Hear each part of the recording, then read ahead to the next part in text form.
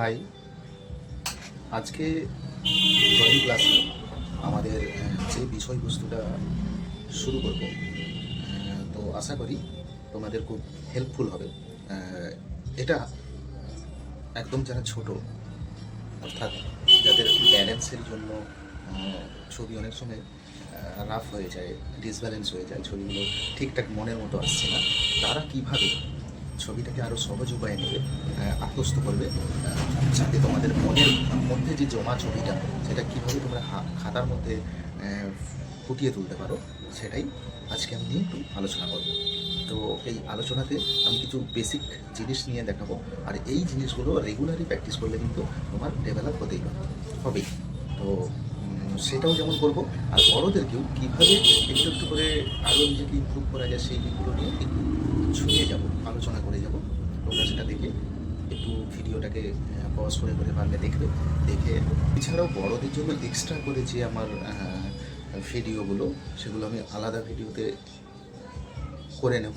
আজকে ছোটদের সাথে হালকা ওই জিনিসটাকে বড়রা দেখলেও তোমাদের মধ্যেও কিছু কাজ আসবে, কিছু কাজ নয়, এটা এনি টাইমই লাগে। রেখাচিত্র এমন একটা জিনিস যেটা সবার জন্য সব সময় লাগে, সেই রেখাচিত্র নিয়ে কিছু কাজ করব। ওকে, তো চলো শুরু করা যাক। তো এখন আমি যে জিনিসটা দেখাবো, যে আমরা কী করি না, স্টেপ ওয়ানে আমাদেরকে যখন একদম শুরুতেই শিখতে হয়, সেটা হচ্ছে ডে ওয়ানে আমরা কী করি না, দুটো পয়েন্ট নিয়ে এটাকে একটা লাইন অঙ্কন করি। তাহলে একটা কী হচ্ছে না, একটা লাইন টানছি, এটুকু করলাম। এবার আরও কিছু করি, সার্কেল তৈরি করি, ত্রিভুজ তৈরি করি, হ্যাঁ, এগুলো তৈরি করি। এবার এইগুলোকে কাজে লাগিয়ে আমাকে কিছু ছবি ড্রয়িং করতে হবে। আস্তে আস্তে আস্তে আস্তে করে তাহলে কি হবে না, আমার এই যে হাতের মাসেলগুলো এই পেন্সিলের সাথে যে কম্বিনেশন তৈরি করে একটা চিত্র আমাকে দেবে, আমাকে একটা ছবি দেবে। আমার মনের মধ্যে প্রত্যেক মানুষ ছবি আঁকে, কিন্তু ছবিটাকে খাতায় রূপান্তর করতে পারে না। এটাই হলো আর্টিস্ট এবং সাধারণ মানুষের মধ্যে তফাৎ। কোনো মানুষ ছবি না এঁকে কখনো কিছু ভাবতে পারে না। কিছু ভাবা মানেই মনের মধ্যে একটা ছবি আসবে অটোমেটিক, কিন্তু সেই ছবিটাকে আমরা রূপান্তর করতে পারি, কেননা তার সায়েন্সটা বুঝি, কেননা তার সায়েন্সটা আমরা জানি। কিন্তু যারা পারে না, তারা সাধারণ চোখে দেখলেও সেটাকে প্রকাশ করতে পারে না, শুধুমাত্র এই রেখাচিত্রের কারণে।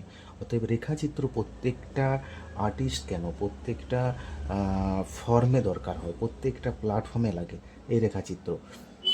তো তাই জন্য বলছি যে এই যে লাইনগুলো 1, 2, 3, 4 বা এই ধরনের যে লাইনগুলো, এগুলো নিয়মিত প্র্যাকটিস করতে হবে, নিয়মিত, কোনো এর বিকল্প হয় না। আমি বারবার বলছি যে ছোট বড় প্রত্যেকেরই এটা কাজে লাগবে। তাহলে এই জিনিসগুলোকে কিন্তু আমরা মেনটেন করব। ওকে, তো এবার আসছি তো একটা ছবি নিয়ে। তাহলে ছবি আমরা কীভাবে আঁকতে পারি, তাহলে সিম্পল একটা বক্স করে নিলাম।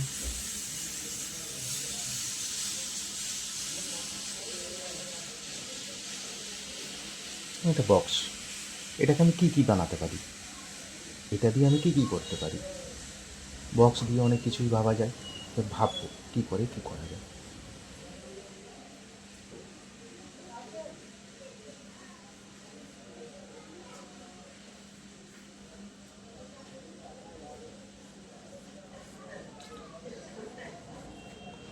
বক্স একটা এঁকে দিলাম।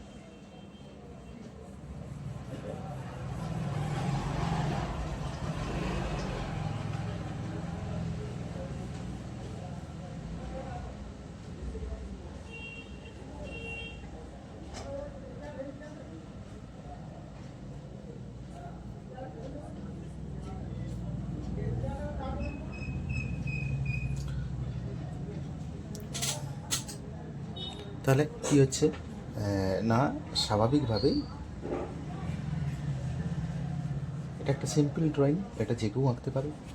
এবার এখানে যদি অ্যাডভান্স লেভেলে তুমি একটু ভাবার চেষ্টা করো, তাহলে মনে করো সোর্স অফ লাইট এখান থেকে ছায়া আসবে, তোলাটা ছায়া পড়বে, ব্যাস, এটুকু তোমার কাজ।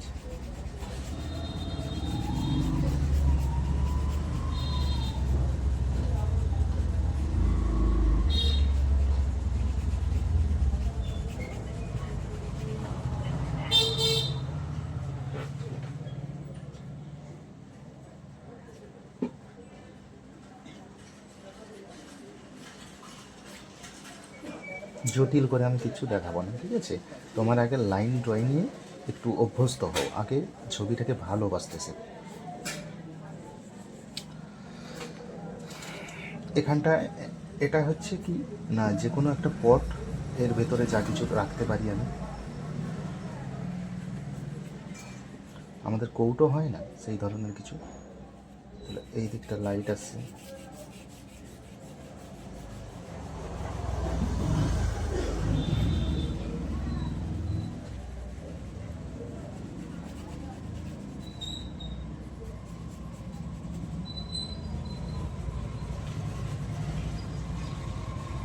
ছোটোটা ড্রয়িংটা করবে। আর যদি একটু যারা বড় রয়েছো, যারা বুঝতে পারছো কথাটা আমি কি বলতে চাইছি, এখানে লাইটের অপোজিটে যে ছায়া, সেই ছায়াটা তোমরা একটু করে নিতে পারো, আরও দেখতে ছবিটা বেটার লাগবে।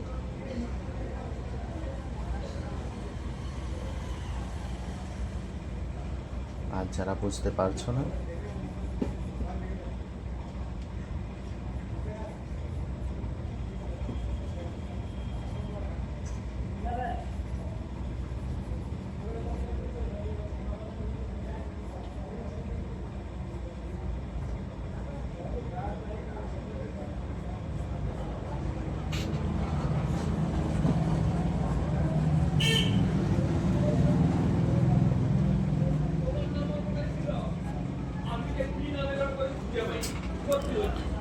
ব্যাস এটুকুই। আরও কিছু আমরা উদাহরণ দেখে নেব। আবার আমরা একটা জিনিস কাজে লাগাবো। ধরো আমরা প্র্যাকটিস করলাম সার্কেল, তাহলে সার্কেল দিয়ে আমরা কী করতে পারি, এই একটা সার্কেল দিলাম, ওপরে একটা এই জায়গায় একটা সার্কেল দিলাম, দুটো সার্কেল হয়ে গেল। এবার এই দুটোকে আমরা কানেক্ট করে আমরা কি বানিয়ে ফেলতে পারি দেখে নেব একটু।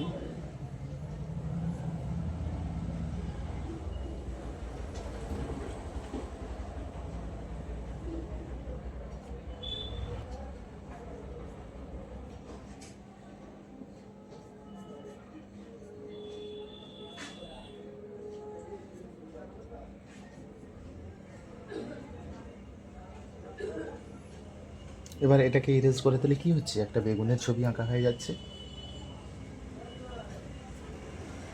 তাহলে আমার এখানে আমি ভেবেছি যে সার্কেল একটা, এই দুটো সার্কেলকে দিয়ে একটা বেগুন এঁকে ফেললাম, আবার ওই সার্কেলকে দিয়ে আরও অনেক কিছু বানিয়ে ফেলতে পারি।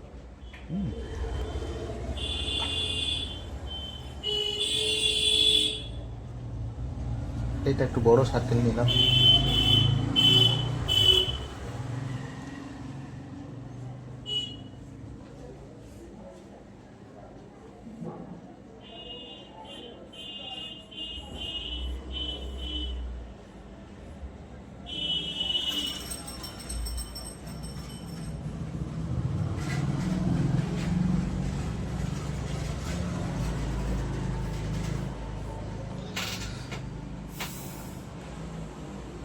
ওকে? তাহলে কি হলো, একটা সার্কেল আমাকে হেল্প করলো। কিন্তু আমি যদি এই গোলটা না আঁকতে পারি, তাহলে আমি কিন্তু এই ছবিটা পারবো না, প্রপারলি পারবো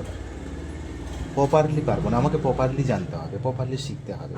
কারণ আমরা যে ভুলগুলো ছোটোবেলায় করে আমরা শিখেছি, স্যার গাইড করে দিয়েছেন, সেই ভুলগুলো তো তোমাদেরকেও হতে দিতে পারি না।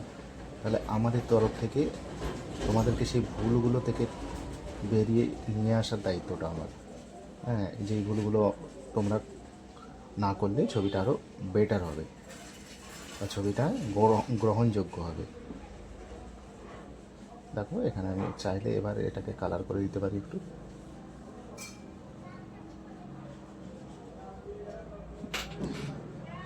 ব্যাস,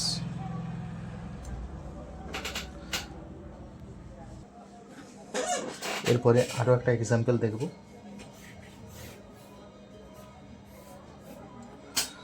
1 2 3 4 এক্সাম্পল 1 2 3 4 5।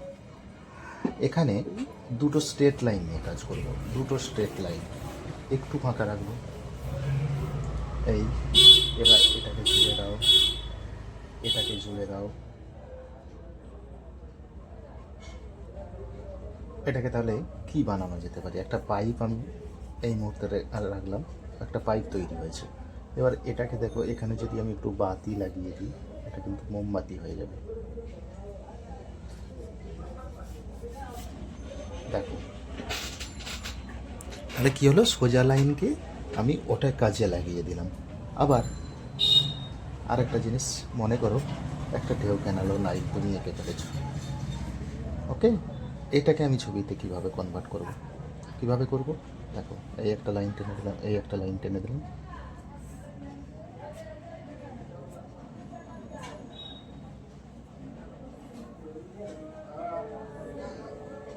ওকে, একটা ছবি হয়ে গেল।